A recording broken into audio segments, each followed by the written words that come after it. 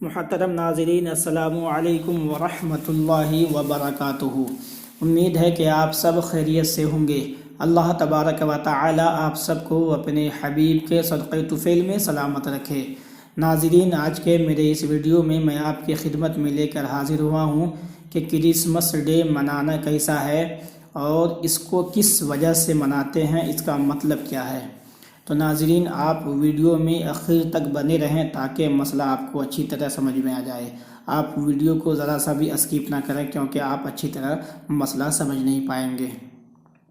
تو ناظرین، آئیے چلتے ہیں جواب کی جانب۔ اس سے قبل آپ سے میری گزارش ہے، اگر آپ میرے سبسکرائبر نہیں ہیں تو میرے چینل کو سبسکرائب کر دیں تاکہ اسی طرح کے دینی تحقیقی مسائل اور ساتھ ہی ساتھ قرآنی وظائف کی ویڈیوز بھی آپ تک پہنچتے رہیں، اور اپنے دوست و احباب کو بھی شیئر کرتے رہیں تاکہ انہیں بھی اس مسائل کو جاننے یا سمجھنے کے بعد اپنے ایمان اور عقیدے کی حفاظت وہ کر سکیں۔ تو ناظرین، ایک بات میں آپ کو بتا دوں جو میں ہر ویڈیو میں بتاتا ہوں کہ میں جو بھی مسائل کے ویڈیوز اپنے چینل پہ اپلوڈ کرتا ہوں میں بغیر تحقیق کے، بغیر حوالے کے نہیں کرتا ہوں۔ تو ناظرین، پہلا میری کرسمس کہنا کیسا ہے، دوسرا اس کا مطلب کیا ہے، تیسرا کیا ہم کسی عیسائی کو میری کرسمس کہہ سکتے ہیں یا نہیں۔ تو اس کا صحیح جواب ہے میری کرسمس کا مطلب کیا ہے۔ اس کا مطلب یہ ہے کہ اللہ تبارک و تعالیٰ کا بیٹا ہوا ہے، یہ مبارک ہو۔ اللہ کی پناہ، نعوذ باللہ من ذالک۔ ایسا عقیدہ رکھنا کفر ہے جو مسلمان سے ایمان ختم کر دیتا ہے۔ اور اللہ تبارک و تعالیٰ قرآن کریم میں ارشاد فرماتا ہے سورہ اخلاص میں، قل هو اللہ احد اللہ الصمد لم یلد ولم یولد ولم یکن لہ کفوا احد۔ اے محبوب علیہ السلام، آپ فرما دیجئے کہ اللہ ایک ہے، وہ کسی کا محتاج نہیں ہے، نہ اس نے کسی بیٹے کو پیدا کیا ہے اور نہ اس کو کسی نے پیدا کیا ہے، اور نہ کوئی اس جیسا ہو سکتا ہے۔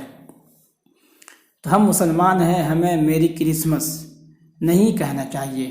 عیسیٰ علیہ السلام کو غیر مسلم عیسائی اللہ کا بیٹا مانتے ہیں، جبکہ اللہ تبارک و تعالیٰ کا کوئی بیٹا نہیں ہے، نہ وہ کسی کا باپ ہے، اور ان کی پیدائش کی خوشی میں کرسمس ڈے مناتے ہیں۔ تو برائے کرم مسلمان ہونے کے ناطے کبھی ہیپی کرسمس نہیں کہنا چاہیے۔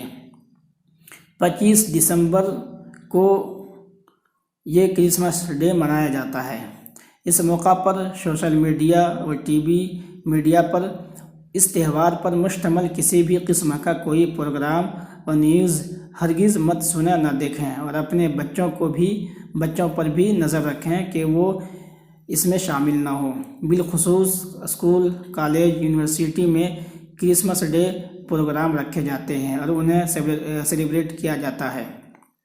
بچوں کو ہرگز اس کا حصہ نہ بننے دیں، نہ خود شرکت کریں، نہ بچوں کو شرکت کروائیں۔ تو میرے دوستو، امید ہے کہ مسئلہ آپ کو سمجھ میں آ گیا ہوگا کہ میری کرسمس کا مطلب کیا ہوتا ہے کہ اللہ تبارک و تعالیٰ کا ایک بیٹا ہوا ہے۔